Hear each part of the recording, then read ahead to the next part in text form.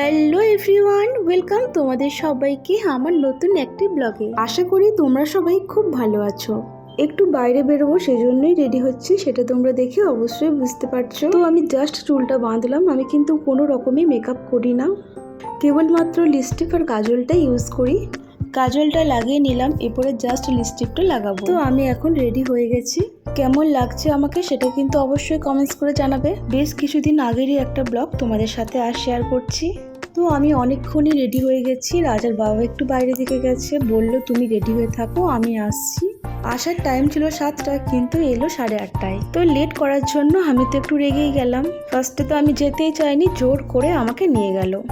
যখন বাড়ি থেকে বেরোলাম তখন ঘড়িতে বাজে রাত 9টা। তো আমরা প্রথম এলাম জুডিওতে। রাজার বাবার একটা শার্ট কেনার ছিল, সেইটাই দেখার জন্য, কিন্তু ঠিকমতো আর পছন্দ হলো না। যখন জুডিওতে এসেই পড়লাম কিছু কেনাকাটা করি বা না করি, একটু ঘোরাঘুরি না করলে ঠিক ভালো লাগে না।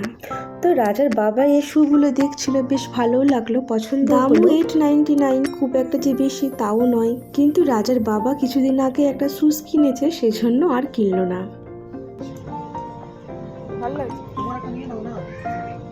এই চটিগুলো দেখতে যেরকম ভালো আর পরেও কিন্তু বেশ আরাম। আর দাম দেখো 499।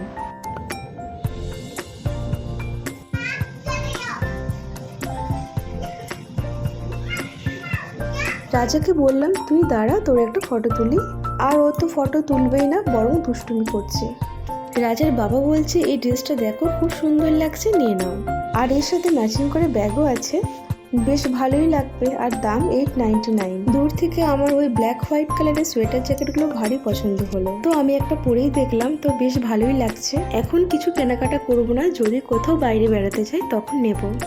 তারপর আমরা মল থেকে বেরিয়ে গেলাম, চলে গেলাম একটা মোবাইল দোকানে। রাজার বাবার একটা ইয়ারবাড লাগবে, সেটাই খোঁজাখুঁজি করছিল। তো পছন্দ হলো না, বেরিয়ে পড়লাম। তারপর আমরা গেলাম বিশাল মেগামার্টে। রাজার বাবা একটা হোয়াইট কালারের শার্টের খোঁজ করছিল, কিন্তু এখানেও ঠিকমতো পছন্দ হলো না। চল। তারপর আমরা আবার একটা মোবাইল দোকানে এলাম ইয়ারবাড কেনার জন্য, সেখানেও ঠিকমতো আর পছন্দ হলো না। দোকান থেকে বেরোনোর পরে দেখি রাস্তার পাশে ফুচকা বিক্রি হচ্ছে। ফুচকা দেখলেই খেতে খুব ইচ্ছে করে। তো আমরা চলে গেলাম ফুচকা দোকানের সামনে। অনেক রাত হয়ে গেছিল, ঘড়িতে বাজে 10টা, সেই জন্য আর বেশি ফুচকা খেলাম না, ওই 2-4টা করে খেয়ে চলে এলাম। রাজার বাবা আমাকে একটা ফুচকা দিল, বলল খেয়ে দেখো কেমন হয়েছে। তো আমি খেয়ে দেখলাম, বেশ ভালোই করেছে।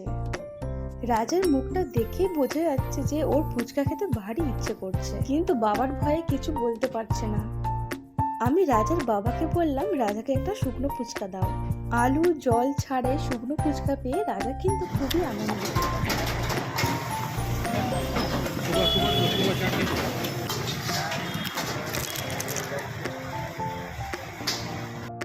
তারপর চলে গেলাম রসগোল্লা মিষ্টির দোকানে। সেখান থেকে কিছু মিষ্টি কিনে চললাম বাড়ির দিকে। রাতের ডিনার বাড়িতেই করব। মিষ্টির দোকানের পাশে একটা মল ছিল। সকালে চায়ের সাথে খাওয়ার জন্য বাড়িতে বিস্কিটস একদম ছিল না। আর এখন তো অনেক রাত হয়ে গেছে, ডিমার্ট যাওয়ার আর সময় হবে না। তাই এই মল থেকে কিছু বিস্কিটস কিনে চললাম বাড়ির দিকে। তখন রাত 11টা। চারিদিকে অন্ধকার। দুপাশের এই গাছের মাঝে সরু পথ দিয়ে আমরা চলেছি আমাদের বাড়ির দিকে। এখানে শেষ করলাম। সবাই খুব ভালো থেকো। কেমন লাগলো আমার এই ব্লগটা তা কমেন্টস করে অবশ্যই জানিও।